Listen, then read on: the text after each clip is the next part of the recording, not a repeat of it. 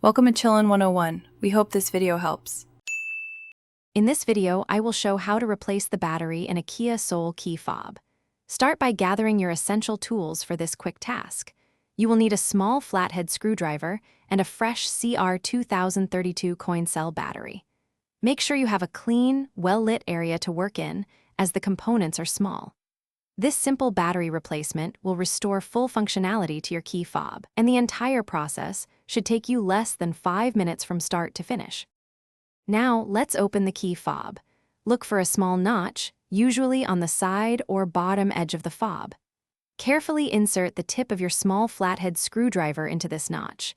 With a gentle twisting motion, you can pry apart the two halves of the key fob.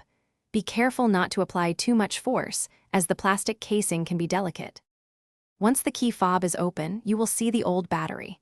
Take a moment to observe its orientation, noting which side is facing up. Gently pry out the old CR2032 battery. Now, take your new CR2032 battery and insert it into the slot, ensuring the positive side, usually marked with a plus sign, is facing upwards, just like the old one. With the new battery in place, it's time to reassemble your key fob.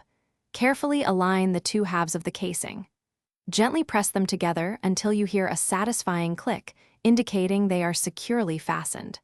Finally, test all the buttons on your key fob to ensure everything is working correctly. You've successfully replaced your Kia Soul key fob battery. Thanks for watching. Consider subscribing if we helped you.